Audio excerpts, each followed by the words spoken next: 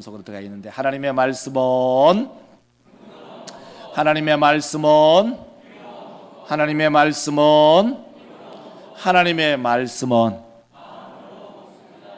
목사도 하나님의 말씀을 먹고 우리 성도들도 하나님의 말씀을 먹어서 영적으로 우리가 점점 성장하고 성숙해가는 그러한 우리 모든 믿음의 종들이 되시기를 주의 이름으로 축복합니다. 이런 말이 있습니다. 나쁜 평화가 좋은 전쟁보다 낫다. 나쁜 평화가 아무리 좋은 명분을 가지고 전쟁을 하는 것보다는 나쁜 평화가 낫다, 이런 말입니다. 예를 들면 이런 거예요. 우리가 군사 정권에 살았잖아요. 아이고, 군사 정권에 못 살겠다라고 하는 것보다는 그 군사 정권에 어려움을 있지만은 평화를 누리고 있잖아요. 그러면 전쟁 나는 게 좋겠어요? 나쁜 평화가 좋은 전쟁보다는 낫다, 이런 말이. 이제 우리 이 세상 안에는, 이 세계 안에는 우크라이나하고 이 러시아하고 지금 전쟁이 붙어서 지금 난리잖아요. 2020년 2월 24일에 전쟁이 붙었는데, 그때 처음에 이 러시아가 미사일 부대, 포병 부대가 폭격해서 쉽게 러시아가 전쟁을 이길 줄 알았잖아요. 근데 웬걸요? 2년이 지나도 우크라이나를 쉽게 굴복시키지 못해요. 오히려 우크라이나가 서방의 무기를 많이 원조받아가지고 러시아 본토를 공격하는 그런 형국에 지금 이르고 있어요. 전쟁은 참 참혹한 일입니다. 우리나라도 수많은 전쟁을 경험하였잖아요. 우리가 국사를 배워보면 약 우리나라는 933회 정도 외침을 받았어요. 그런데 우리는 참 끈질기게 그 전쟁을 잘 치루었고 또 견뎌왔어요. 우리가 전쟁하면은 지금 가장 가까이 있었던 전쟁이 바로 1950년에 있었던 6.25입니다. 6.25는 다음 주일이면 6.25가 되지요. 6.25 73주년이 되더라고요. 다시 말해서 1950년에 태어나신 어른들이 6.25 세대이고 그 6.25 세대는 73세이고 이제 그 어른들이 서서히 이제 별세를 하고 돌아가심으로 이제 우리 가운데는 전쟁의 그런 직접 경험했던 분들이 점점 사라져요. 그래서 전쟁의 무서움을 우리는 후대 사람들이 잘 모른다는 거예요. 전쟁 나면 낫지, 이렇게 무지한 소리를 할 가능성이 굉장히 큽니다. 전쟁의 그 참혹함, 전쟁의 그 비극, 우리는 모두가 알고 이 나라에 두 번 다시 참혹한 전쟁이 일어나지 않도록 참 목사도 기도하고 우리 모든 믿음의 권속들도 함께 기도하는 성도들이 되시기를 주의 이름으로 축원합니다. 자, 이제 오늘 본문 말씀을 우리가 들어가면 사도 바울이 전쟁 준비를 하래요. 사도 바울이 이 전쟁 준비를 하라는 이 오늘 본문 말씀, 사도 바울이 이 편지를 어디에서 쓰느냐? 이것은 바로 로마에서 쓰고 있는 편지예요. 사도행전 28장 30절에 보면은 이렇게 기록하고 있죠. 자, 사도행전 28장 30절, 여러분 빨간 글씨 읽으시기 바랍니다. 바울이 온 이태를 머물면서 자기에게 오는 사람에게 다 영접하고, 이렇게 말해요. 지도를 하나 보여주면 쉬워요. 사도 바울이 어디에서 편지를 쓰냐면 로마에서, 지금으로 말하면 이탈리아에서 편지를 써서 터키에 있는 에베소 교회에 편지를 쓰는 편지가 오늘 읽은 성경, 바로 에베소죠. 이 로마에서 사도 바울이 4권의 편지를 쓰죠. 그것을 가리켜서 옥중서신이다, 그렇게 얘기하죠. 그 옥중서신이 에베소서, 빌립보서, 빌레몬서, 골로새서, 이 4권의 편지를 옥중서신이라고 얘기해요. 이 에베소서의 구조라 이 핵심은 오후 예배 때 오늘 에베소서에 대해서 함께 말씀을 나누니까 에베소서는 오후에 얘기하고 오늘 본문 안으로 함축해서 이야기를 하면 사도 바울이 하는 말씀이 뭐냐면 이거예요. 거룩한 성도라면 거룩한 삶을 살아야 된다. 한번 따라 할까요? 거룩한 성도라면 거룩한 삶을 살아라. 그러면 거룩한 삶을 살기 위해서는 어떻게 해야 되느냐? 전쟁을 해야 된다는 거예요. 전쟁을 해야만이 거룩한 삶을 살 수가 있다라고 얘기해요. 그래서 오늘 본문 말씀을 가지고 제목을 이렇게 잡았어요. 승리를 향하여. 우리 모든 믿음의 권속도 한번 따라합시다. 승리를 향하여. 우리 모든 믿음의 권속들이 인생을 살면서 승리하기를 원하지 누가 패배하기를 원해요? 다 이기기를 원해요. 그래서 사도 바울이 이 로마에서 있으면서 에베소에 있는 성도들에게 에베소에 있는 성도들이 모두가 승리하기를 원한다라는 그런 마음으로 이 편지를 써서 보냈다는 거예요. 그래서 오늘 본문 말씀을 가지고 첫 번째로는 하나님의 전신갑주로 무장하라는 거예요. 왜? 승리를 위해서는 하나님께서 우리 가운데 주신 그 전신갑주를 가지고 무장을 해라는 거예요. 그래서 오늘 본문 말씀을 한번 읽어보겠습니다. 11절과 13절을 읽으면 사도 바울의 당부가 나타나고 있어요. 자, 11절 마귀의 관계를 능히 대적하기 위하여 입으라. 13절 그러므로 취하라. 결국 이 11절과 13절이 우리 가운데 들려주는 핵심 메시지가 뭐예요? 하나님의 전신갑주를 입어라. 하나님의 전신갑주를 취하라. 결국은 하나님의 전신갑주로 무장하라 라는 핵심이 거기에 있잖아요. 그러면 이런 질문이 생기죠. 그럼 왜 하나님의 전신갑주로 무장해야 될까? 왜 하나님의 전신갑주로 무장해야 될까요? 여러분 한번 그 질문에 스스로가 한번 답을 해 보시기 바랍니다. 왜 우리가 성도가 하나님의 전신갑주로 무장해야 될까? 하나님의 전신갑주를 입어야 할까? 그 이유가 무엇일까? 그 이유는 한 가지예요. 그것은 바로 승리하기 위해서, 이기기 위해서. 오늘 본문 말씀 13절을 한번 읽어보겠습니다. 13절을 한번 봅니다. 자, 13절 제가 읽겠습니다. 그러므로 하나님의 전신갑주를 취하라. 악한 날에 너희가 능히 대적하고 모든 일을 행한. 그렇죠. 오늘 본문 말씀은 이유 구문으로 되어 있어요. 자, 13절을 다시 한번 보여주면 이렇게 보여주죠. 그러므로 하나님의 전신갑주를 취해라. 왜? 그 이유가 뭐냐? 그 이유는 악한 날에 너희가 능히 악한 마귀를 대적하고 모든 일을 행한 후에 서기 위해서다.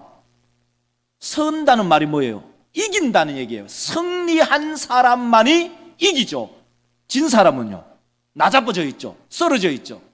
이 이미지를 생각하면 여러분 2004년도에 나온 영화 한 편을 여러분 기억하실까요?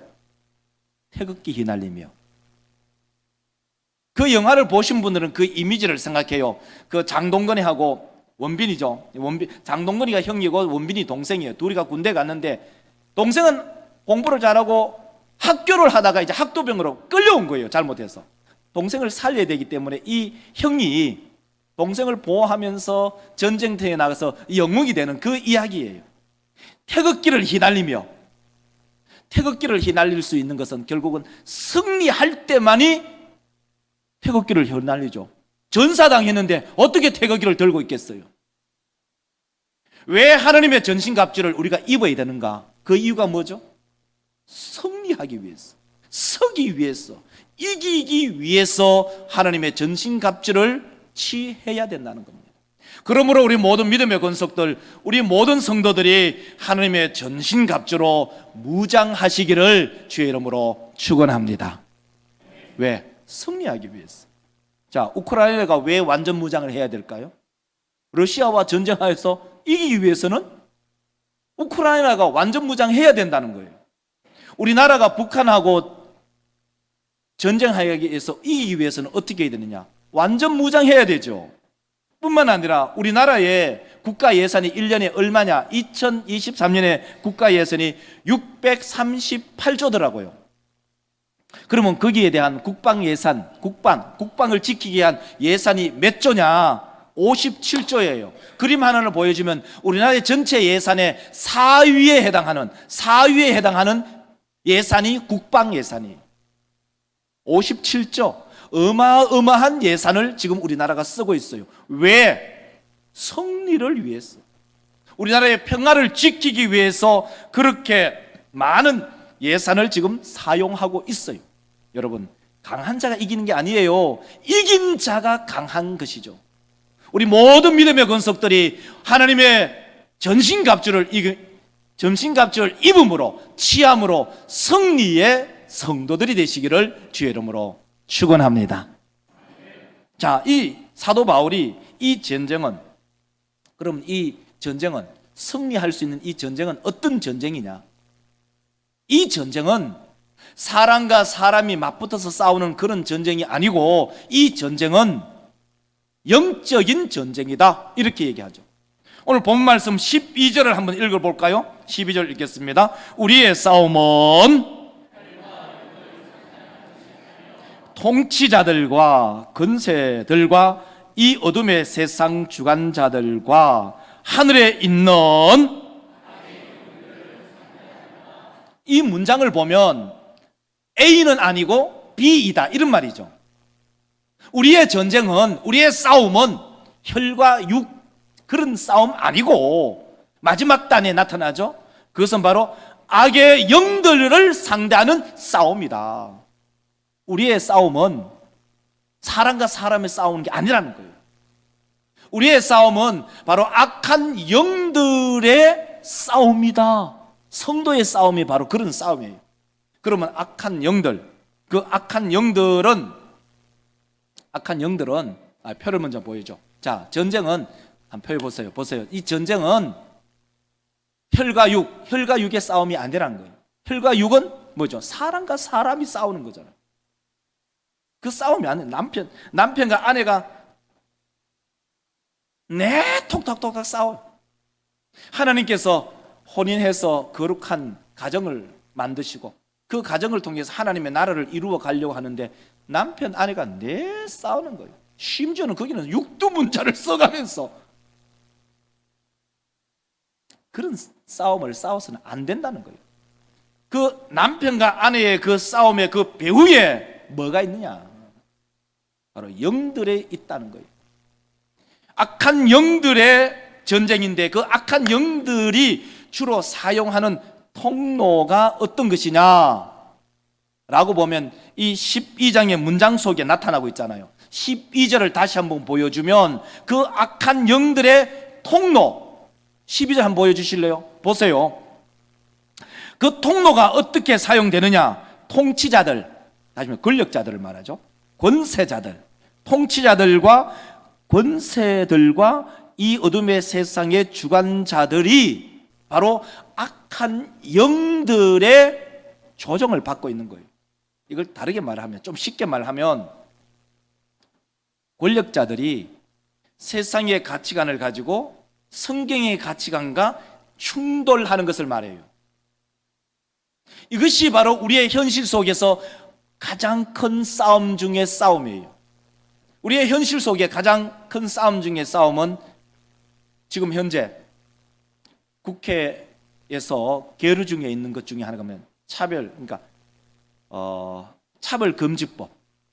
이 차별금지법 중에서도 포괄적 차별금지법, 여러분 기억하실 거예요. 여러분, 차별금지법 얼마나 좋아요. 차별을 하는 것을 금지해야 된다, 말 그대로. 자, 장애인과 비장애인 차별하면 될까요? 안 될까요? 안 되죠. 장애인도 인격, 비장애인도 인격이에요. 남자 여자 차별하면 될까요? 안 될까요? 안 돼요. 피부 색깔, 우리는 피부가 누리끼리하고 어떤 사람은 하얗고 어떤 사람은 검은틱틱하고 그 피부 색깔 때문에 사람을 차별한다? 안 돼요. 차별 금지해야 되죠. 그런데 그 안에 독소 조항들이 있어요. 그게 뭐냐? 포괄적 차별금지법. 포괄이 뭡니까? 전체 싸잡았어, 크게. 그게 뭐냐? 그 속에 독소 조항들이 있어요. 그게 뭐냐면은 바로 성적 취향을 존중해야 된다는 거예요. 그게 뭐냐? 남자하고 결혼하는 거, 남자가 남자를 막 좋아하는 거예요. 그래서 남자하고 결혼하고 싶다는 거예요. 여자가 남자를 좋아하는 것이 아니라 여자가 여자만을 좋아하는 거예요. 그래서 여자하고 결혼하고 싶다는 거예요. 그걸 인정하라는 거예요. 이것이 바로 세상의 가치관이에요. 근데 성경이 그걸 그렇게 말할까요? 하나님께서 남자와 여자를 같이 만들어서 남자가 부모를 따라서 아내를 맞이해서 한 가정을 이루도록 하는 것이 성경의 가치관인데, 세상의 가치관하고 성경의 가치관하고 이것이 충돌될 때 세상의 주관자들이 이 세상의 가치관을 우선한다는 거예요. 왜 그럴까요? 그 이유가 뭘까요? 그 이유는 표와 직결되는 거예요. 표. 이게 민주사회라는 이 사회, 민주주의라는 이 큰 거대한 시스템 안에 이 사람의 자기 주권, 그 표를 의식하기 때문에 포괄적 차별금지법에 이 독소 조항들이 있는 거예요. 어제도 그런 일이 있었죠. 대구에 제15회 케어축제, 가장 보수적인 이 대한민국 대구 땅에 그 일이 행해지고 있다는 거예요. 그래서 홍준표 시장이 그걸 이제 그 교통도로법 때문에 지금 실강의를 벌이고 있는 그런 상황에 있더라고요. 우리 믿음의 권속들, 우리 모든 믿음의 권속들, 우리는 하나님의 전신갑주로 무장하여 있는 그러한 우리 모든 성도들이 되시기를 주의 이름으로 축원합니다. 그 이유가 뭐냐? 승리하기 위해서. 어디에서 승리하느냐? 사람과 사람의 전쟁이 아닌 영적인 전쟁에서 승리하기 위해서 하나님의 전신갑주를 입고 취해 있는 성도들이 되십시오. 두 번째로, 그러면 어떤 전신갑주로 무장해야 하는가 하는 그 의문이 생기죠. 그러면 우리는 어떤 전신갑주, 앞에 첫 번째 대지가 하나님의 전신갑주를 취해라 라고 했기 때문에, 그러면 어떤 전신갑주를 취해야 되는가? 성경이 우리가 이제 들려주죠. 14절부터 17절 여러분 읽도록 하겠습니다. 자, 보세요. 그런즉 서서 뛰고 붙이고 준비한 것으로. 안 됐어요? 자, 신을 신고 모든 것 위에 가지고 이로써 능히 악한 자의 모든 불화살을 소멸하고 곧 하나님의 말씀을 가지라, 이렇게 돼 있어요. 이것을 간단하게 표로 처리하겠습니다. 자, 표로 보면 이렇죠. 자, 방어용 무기와 공격용 무기가 있죠. 방어할 수 있는, 자, 방어용 무기를 여러분 한 절씩 읽읍시오. 자, 방어용, 두 번째, 세 번째, 네 번째, 다섯 번째. 그리고 공격할 수 있는 무기가 있어요. 자, 공격의 무기, 곧 하나님의 말씀. 진리의 허리띠. 우리 모든 믿음의 권속들, 진리의 허리띠는 기준점이 있어요. 진리의 기준점이 딱 있잖아요. 진리의 허리띠. 진리와 비진리, 명확한 기준점이 있는 거죠. 허리를 띠고 의의 흉박, 호심경, 이거는 호갑을 말하죠. 하나님으로부터 칭의받음. 그리고 뿐만 아니라 평안의 복음의 신발을 신으면서 복음을 전달하고, 믿음의 방패를 가지고 마귀의 불화살을 막아내고, 견고한 믿음, 튼튼한 믿음, 그리고 뿐만 아니라 구원의 투구를 쓰고 어떠한 상황 속에서도 흔들리지 않는 구원의 확신을 갖는 방어용 무기. 근데 그 안에 또 하나는 아주 적극적인 공격의 무기가 있는데 그것이 바로 하나님의 말씀이죠. 우리 모든 믿음의 성도들, 이러한 하나님의 전신갑주를 입으면서 우리 전체를, 우리의 인격 전체를 잘 무장하는 그러한 성도들이 되시기를 주의 이름으로 축원합니다. 그러면 제가 이 본문 말씀을 읽으면서 이런 생각이 들었어요. 그러면은 우리 믿음의 권속들이 5개의 방어용 무기로 무장하고 또 하나의 공격용 무기로 무장했는데, 무장하는 것뿐만 아니라 그 무장한 것을 운용할 수 있는 힘이 필요하다는 거예요. 우리 남자분들은 군대 갔다 오신 분들 다 알잖아요. 자, 군복 입고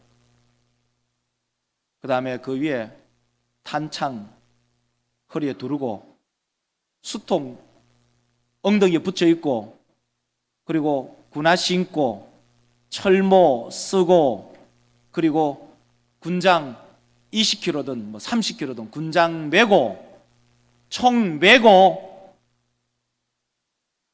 뭐 일어난다. 상상해 보셨어요?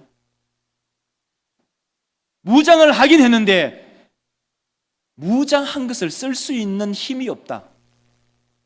아무 소용없는 거예요. 군복 입고 탄창 차고 수통에 물 채우고, 뿐만 아니라 군장 메고 철모 쓰고 군화 신고 M16, 얘는 M1 총, 아주 무거운 M1 총 맸는데 일어나지를 못한다. 아무 의미 있는 거예요. 무장하는 것도 중요하지만 더 중요한 것이 뭐냐면요, 그 무기를 쓸 수 있는 힘이 있어야 된다는 거예요. 그게 뭐냐? 운용할 수 있는 능력이 있어야 되는데 그것이 뭐냐?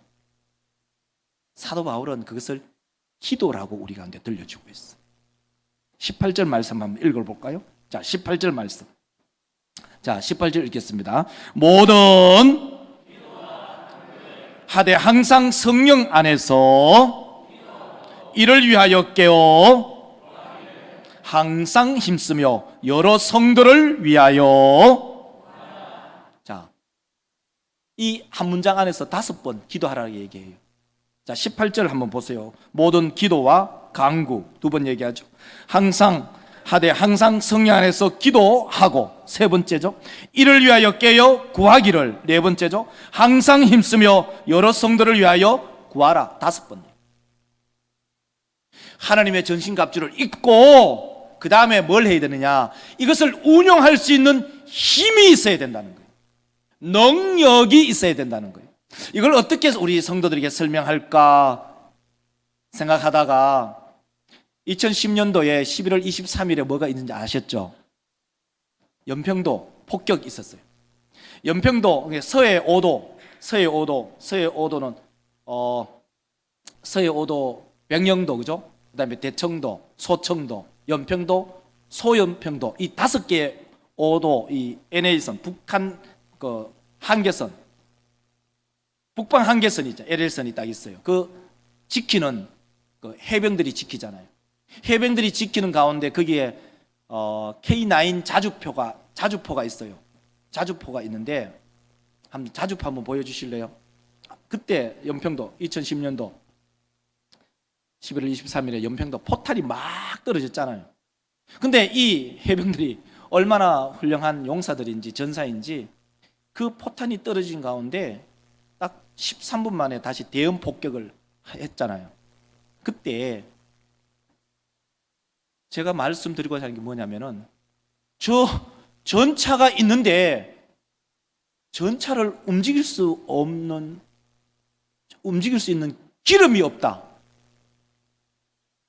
기름이 없으면 전차를 움직일 수가 없어요. 다 무장했어요. 군인도 무장하고 또 전차병도 무장하고 무전도 무장하고 다 무장했는데 포가 안 움직이네. 포를 운영할 수 있는 기름이 없네. 무용지물이라는 거예요. 우리 모든 믿음의 권속들, 우리가 하나님의 전신갑주를 입고 우리가 무장을 했다. 그러면 그 무장한 것을 운용할 수 있는 힘이 우리 가운데 있어야 된다는 거죠. 그 힘이 뭐냐? 기도라. 기도. 그러므로 우리 모든 믿음의 권속들, 우리의 모든 경건의 능력이 어디서부터 나타나느냐? 기도로부터 나타난다. 그래서 한 권의 책을 소개할까 싶어요. 제가 지난주 목요일에 우리 목사님들이 모이는 조찬 모임, 매주 목요일 모이는데 뭐 특별한 일이 없으면 가요. 거기에 저기 대흥교회에 우리 정명철 목사님이라는 분이 계셔요. 한참 선배세요. 대흥교회 우리 김정혜 권사님하고 인친적 관계인데, 그 목사님 한 권의 책을 소개시켜 줬어요. 그 책이 뭐냐면 기도는 사라지지 않는다. 한번 그림 한번 보여주실래요? 기도는 사라지지 않는 거예요. 그 책 끝부분에 이런 문장이 있어요. 내가 너의 기도를 통장처럼 찾아 쓸 것이다. 기도는 하면 할수록 하나님 나라 통장에 차곡차곡 쌓여간다. 그 기도는 사라지지 않는다. 저 하단에 그 글씨가 있어요. 제가 이 기도책을 소개받으면서 그것을 주문해서 받았어요.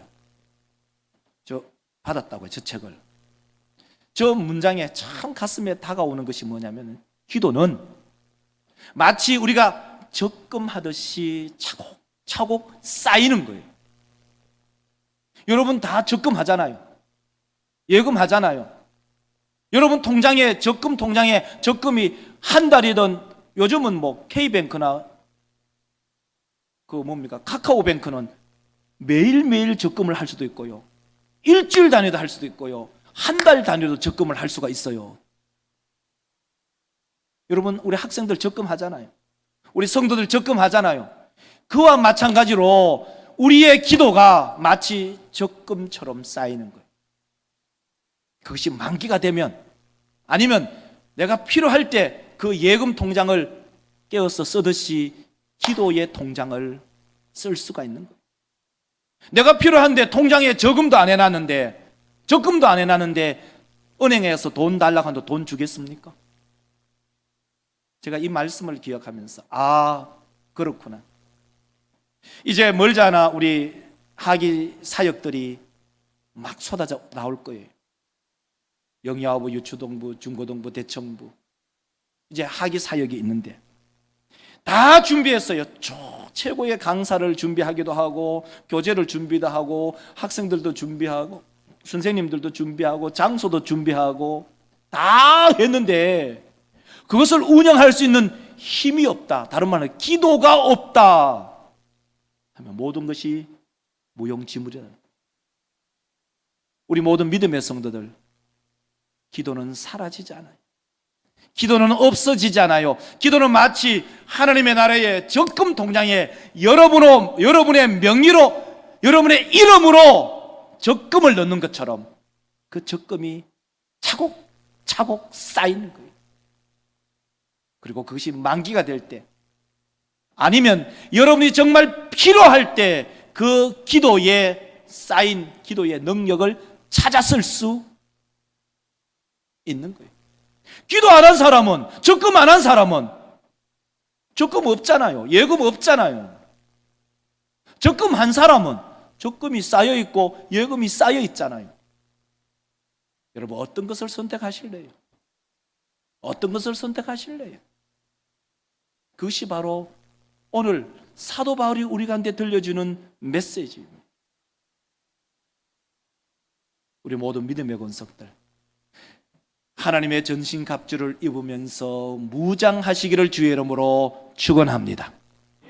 그리고 그 무장한 것을 제대로 잘 활용할 수 있는 그런 힘들이, 기도의 능력들이 우리 모든 믿음의 권속들이 소유하시기를 주의 이름으로 축원합니다. 말씀을 맺겠습니다. 승리를 위해서 어떻게? 승리를 위해서 어떻게? 하나님의 전신갑주를 입는 성도, 하나님의 전신갑주로 무장하고 난 이후에 그 무장을 실질적으로 활용할 수 있는 기도의 능력을 갖추는 우리 모든 자인교회 건속들이 되시기를 주의 이름으로 축복합니다. 기도합시다. 거룩하신 하나님 아버지, 오늘 말씀을 기억하면서 우리 모든 믿음의 건속들이 승리의 사람들이 되게 하여 주시옵소서. 어떻게 승리할 것인가? 하나님의 전신갑주를 입음으로, 하나님의 전신갑주로 무장함으로 승리하게 하시고, 그 하나님의 전신갑주를 무장함을 통하여 뿐만 아니라 그것을 운용할 수 있는 기도의 능력을 가짐으로 승리하는 우리 모든 성도들이 되게 하여 주시옵소서. 거룩하신 예수님의 이름으로 기도드리옵나이다. 아멘.